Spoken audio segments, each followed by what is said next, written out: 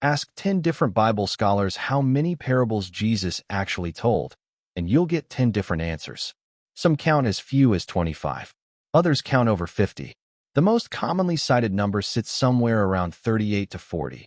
But even that range depends entirely on where you draw the line between a full parable, a short comparison, and a simple figure of speech. There's no single verse anywhere in the Gospels that says, "And here is the official list."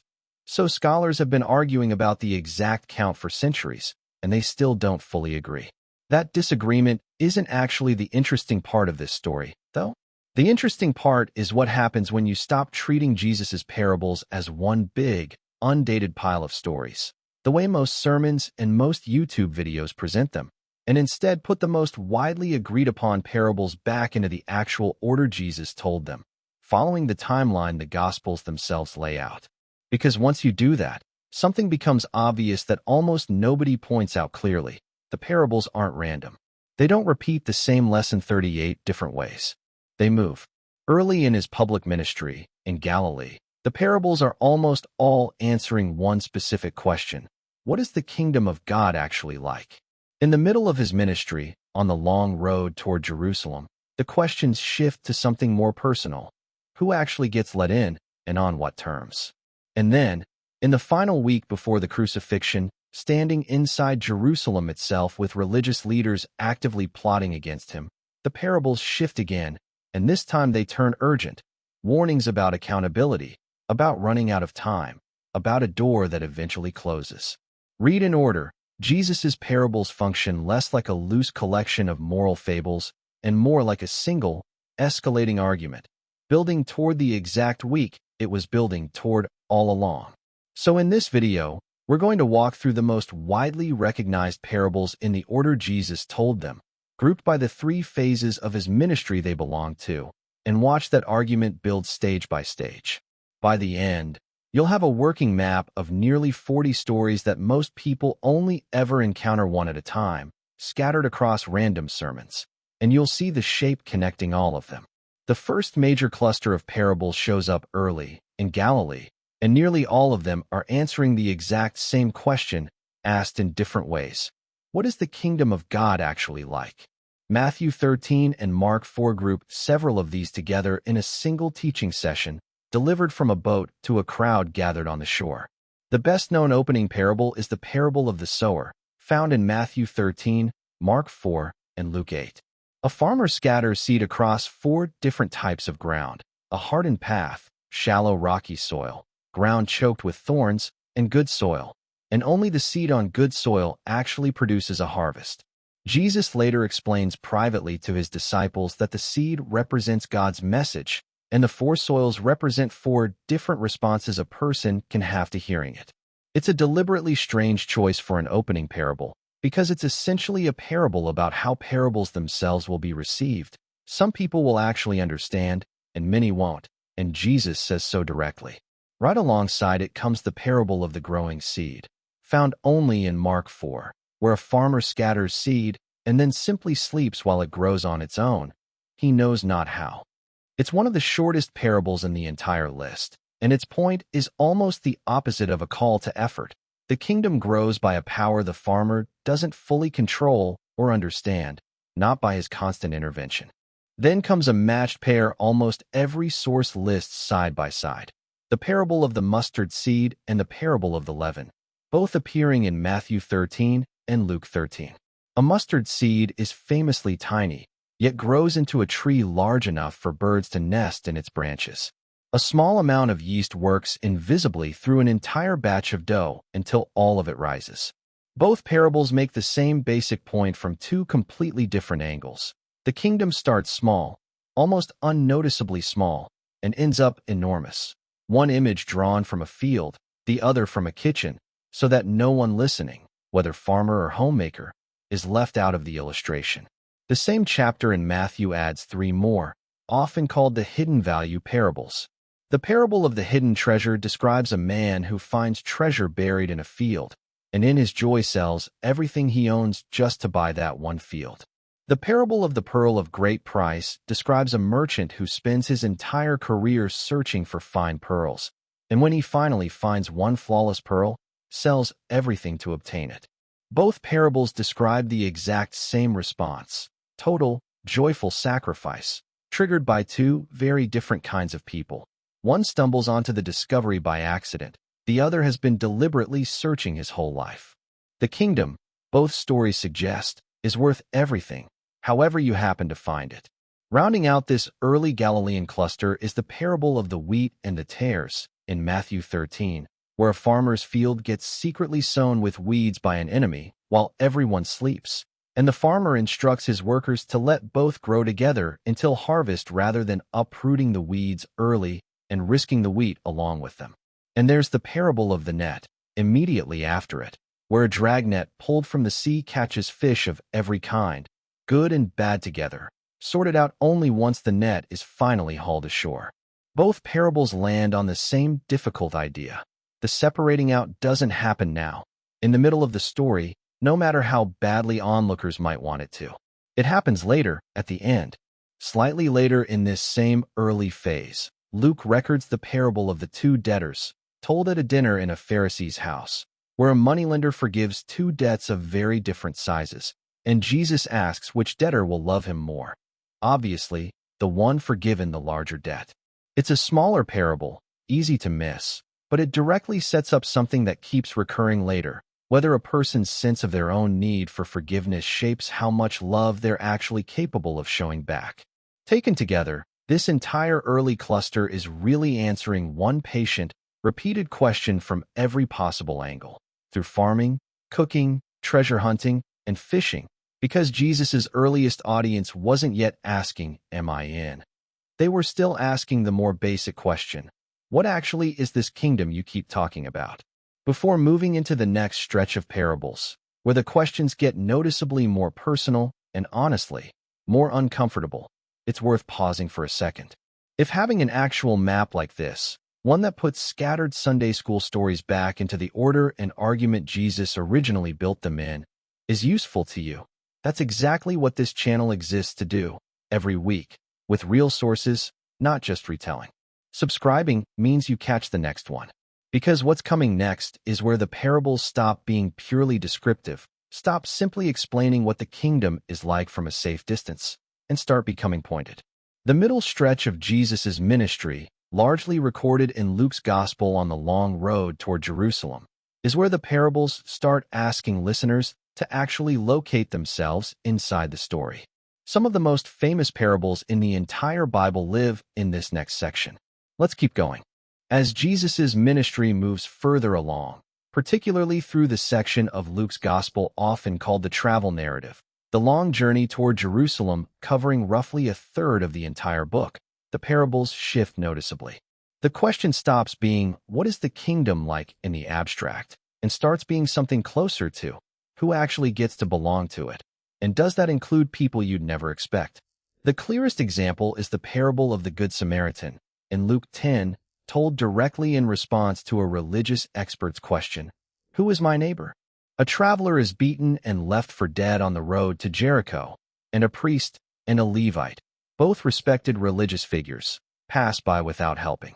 It's a Samaritan, a member of a group Jesus' original Jewish audience would have viewed with open contempt, who stops, treats the man's wounds, and pays for his care. Jesus doesn't answer the original question directly. He flips it, asking which of the three men in the story actually acted like a neighbor, forcing the answer to come from the audience's own mouth rather than from him. Luke 15 gathers three parables together in a single chapter, all responding to religious leaders grumbling that Jesus welcomes sinners and eats with them.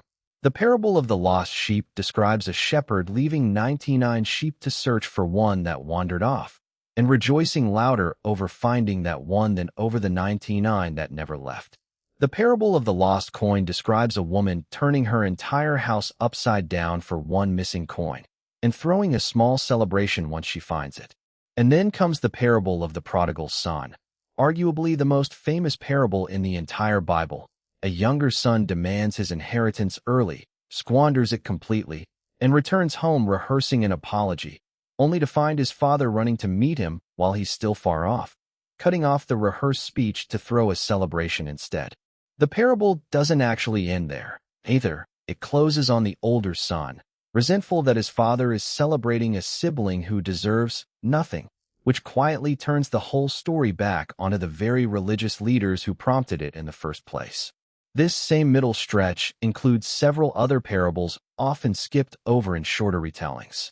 The parable of the rich fool, in Luke 12, describes a wealthy landowner who builds bigger barns to hoard an unexpectedly large harvest, only to die that very night. This very night your life will be demanded from you. The parable of the barren fig tree, in Luke 13, pictures a fruitless tree given one more year of patient care before it's finally cut down, a picture of mercy that comes with a real, ticking limit attached to it. The parable of the unjust steward, in Luke 16, the exact parable this channel has already covered in full elsewhere, shows a dishonest manager praised not for his honesty, but for his urgency in securing his own future the moment he realizes his time is short. And the parable of the rich man and Lazarus, later in that same chapter, describes a wealthy man who ignored a poor beggar at his own gate his entire life, only to find their positions completely reversed after death. Two more from this stretch round out the cluster. The parable of the persistent widow, in Luke 18, describes a widow who wears down an unjust judge simply by refusing to stop asking for justice, not because the judge suddenly develops integrity, but because he's exhausted. And the parable of the Pharisee and the tax collector, immediately after it, contrasts a religious leader publicly thanking God he isn't like other sinners with a tax collector who won't even lift his eyes, simply asking for mercy. And Jesus states plainly that it's the tax collector, not the religious leader, who goes home justified. Every single parable in this middle stretch is doing the same underlying work from a different angle, taking people the original audience would have written off: a Samaritan, a runaway son, a dishonest employee, a beggar, a tax collector, and placing them, deliberately, at the center of the story instead of at its edges. By the final week, Jesus is in Jerusalem, openly confronted by religious leaders who are actively looking for a way to arrest him, and the tone of his parables changes one more time, and this time, it changes sharply. The patient explanations of what the kingdom is like and the pointed but still gentle stories about who gets welcomed into it give way to something far more urgent: parables about running out of time. The shift starts almost immediately with the parable of the two sons, in Matthew 21, told directly to the religious leaders confronting him in the temple courts. A father asks two sons to work in his vineyard. One says no, but later goes anyway. The other says yes, but never shows up. Jesus asks the leaders directly which son actually did his father's will, and then tells them plainly that tax collectors and prostitutes, the son who said no but eventually obeyed, are entering the kingdom of God ahead of them. Immediately after it comes the parable of the wicked tenants, in Matthew 21, Mark 12, and Luke 20, one of the most direct, confrontational parables Jesus ever told. Tenant farmers, given a vineyard to care for, beat and kill the servants sent to collect the owner's share, and finally kill the owner's own son, thinking they can seize his inheritance. Jesus asks the religious leaders listening what the vineyard owner should do to those tenants when he finally returns, and Matthew records that the leaders themselves answer, correctly, he will bring those wretches to a wretched end. The Gospels state plainly that the religious leaders understood exactly who the story was about, and it only deepened their resolve to arrest him. The parable of the wedding banquet, in Matthew 22, follows the same pattern. A king prepares a wedding feast. The originally invited guests refuse to come and even kill the messengers sent to invite them. So the king opens the banquet to anyone found in the streets, both good and bad.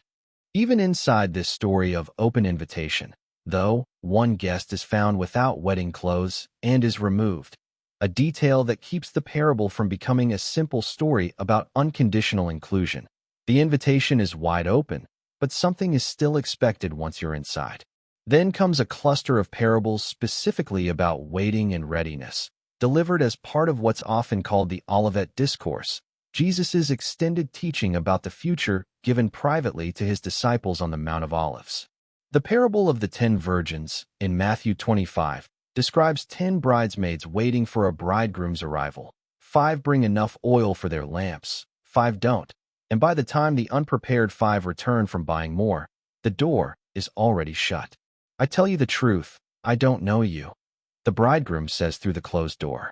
It's one of the most unsettling closing lines Jesus ever delivers in a parable, precisely because it isn't aimed at outsiders. All 10 women were already waiting for the same bridegroom. Immediately after it, the parable of the talents, also in Matthew 25, describes a master distributing money to 3 servants before a long journey.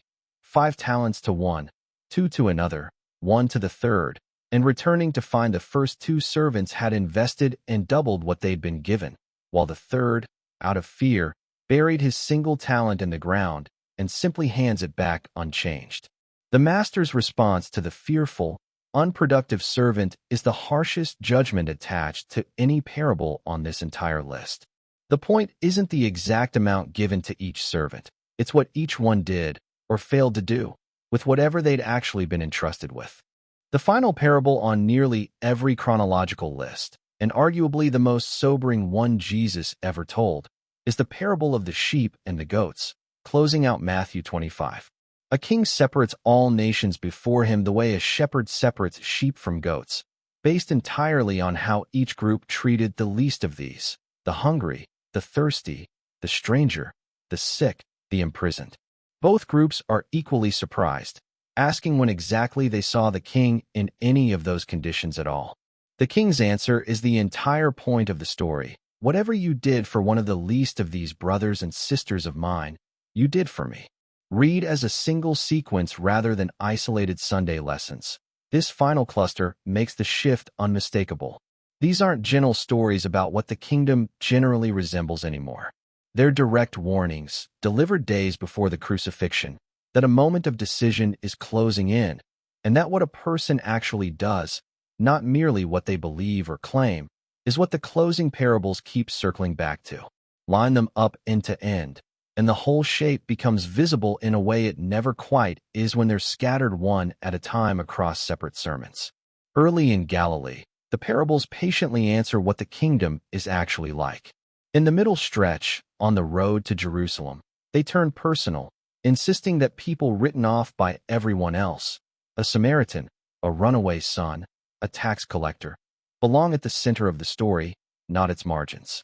And in the final week, standing inside Jerusalem with the cross only days away, they turn urgent, warning that the door eventually closes and that what actually gets done with what you've been given is what the story ends up asking about. That arc, once you see it, is very hard to unsee. It reframes nearly 40 individual stories most people only ever encounter one at a time, at random, into a single unfolding argument Jesus was building the entire time he was telling them. One that ends exactly where it was always heading. A king separating sheep from goats, days before he would be crucified between 2 criminals, still asking the same underlying question he'd been asking from a boat on a lake 3 years earlier.